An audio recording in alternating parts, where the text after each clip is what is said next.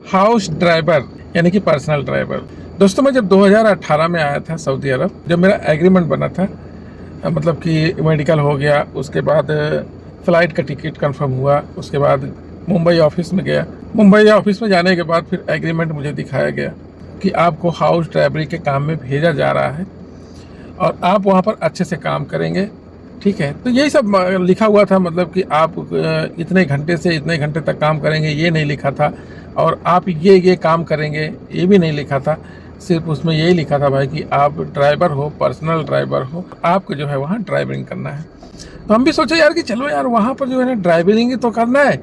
India में तो कभी ड्राइविंग किया नहीं था दोस्तों। अब यहाँ आने के बाद तो भाई यहाँ तो सीन ही अलग है, पूरा सीन अलग है। तो जो मैंने वहाँ पर सोच के रखा था यार कि चलो वहाँ पर ना हाउस ड्राइवर की नौकरी है, और मैं काफ़ी लोगों से सुना भी था भाई वहाँ ड्राइविंग करना रहता है, हर तरफ एसी वेसी रहता है, मस्त एकदम।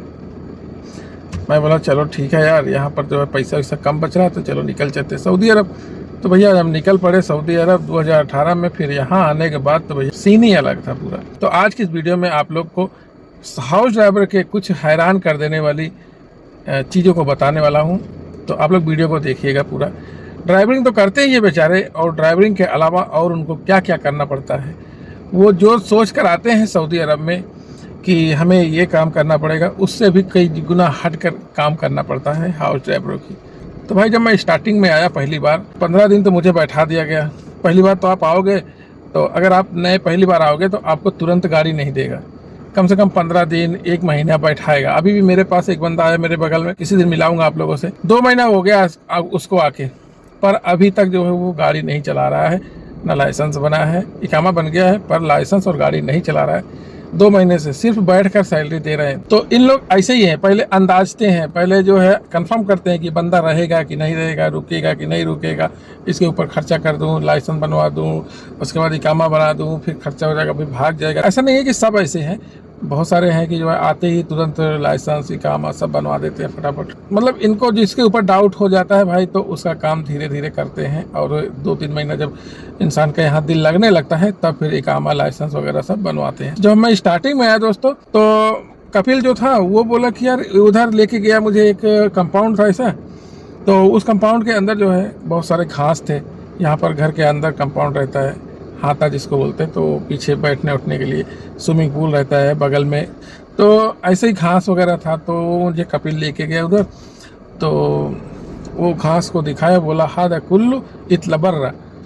मैं बोला साला बर्रा क्या है यार, बर्रा, बार बार यही सोच रहा हूँ साला बर्रा क्या है।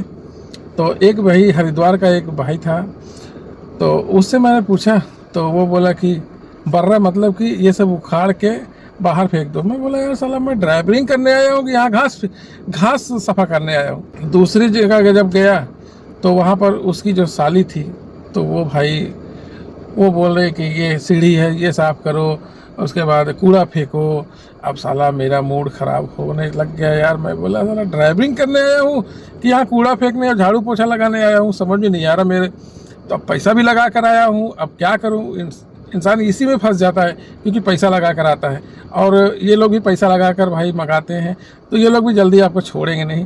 तो अब मेरा भी दिल में हो रहा है कि यार मैं चले जाऊंगा, मेरा पैसा ख़राब हो जाएगा, 1 लाख रुपया या 80,000 रुपये जो भी लगा कर आया हूँ, मेरा सब ख़राब हो जाएगा। तो मैंने बड़ी हिम्मत करके मैं बोला चलो यार जो भी सामने आएगा झेल लेंगे साले को, और कम से कम 3 महीना 4 महीना गुजार देते हैं। क्योंकि जो मेरा पैसा लगा है भाई, अगर 20-25 हज़ार रुपये महीने के हिसाब से पकड़ के चलो, तो मेरा जो है 4 महीने पैसा कवर हो जाएगा। और उसके बाद मैं भैया कोई ना कोई बहाना करके निकल लूँगा। भैया इंडिया हमारे बस की भैया बात ये नहीं है। यहाँ झाड़ू पोछा लगा, और यहाँ पर जो है कूड़ा फेंकना, या और भी बहुत सारे काम है जो आपको आगे बताने वाला हूँ। हर ड्राइवर नहीं बताता है इंडिया में एग्रीमेंट पे क्या लिखा जाता है, और यहाँ पर आकर क्या क्या करना पड़ता है। मेरा 2 महीना हुआ कंप्लीट, तो मैं बोला भाई अब मेरे बर्दाश्त के बाहर है, अब मुझे जाना है घर, अब मैं रहूँगा ही नहीं। फिर मैं काम वाम करना बंद कर दिया, चाबी उबी सब दे दिया। मैं बोला मुझे काम नहीं करना, मुझे इंडिया जाना है बस, और कुछ नहीं। मेरे धुन सवार हो गया, मुझे इंडिया जाना है। फिर यार कपिल जो है 15 दिन फिर बैठाया, फिर कोई काम नहीं करवाया। तो दूसरी जगह जहाँ पर मैं गया तो वो इंडियन सऊदी था, तो हिंदी वगैरह बोलते थे भाई। तो वहाँ पर मैंने सोचा कि चलो यार यहाँ पर लग रहा है कि दिल लग जाएगा, एक काम करता हूँ 6-7 महीने यहाँ गुजार के फिर जो है निकल लूँगा, या ज़्यादा से ज़्यादा 1 साल गुजार के निकल लूँगा। तो उन लोग से जब मिला ना दोस्तों, फिर मुझे थोड़ा सा क्या लगा कि ऐसा कि मैं इंडिया में हूँ। तो और अगल बगल में भी फिर थोड़ा बहुत ड्राइवर थे इंडियन, तो उन लोग से भी थोड़ा मेल व्यवहार हो गया। तो फिर ऐसे करते करते 6 साल 6.5 साल हो गया। तो फिलहाल जो है ये तो थी मेरी स्टोरी दोस्तों। और यहाँ पर जो है भाई ना मजबूरी में सब कुछ करना पड़ेगा। और ये नहीं कि मैं तुर्रम खान हूँ, मैं इंडिया में ऐसा कर रहा था, मेरा इंडिया में ये है, मेरा इंडिया में बिल्डिंग है, मेरा इंडिया में खेत है, मेरे पास गाड़ी है। कुछ नहीं भाई, कुछ नहीं। यहाँ आए हो हाउस ड्राइवरी में, तो जो बोलेंगे वो करना पड़ेगा, नहीं तो भैया टिकट लो और निकलो घर।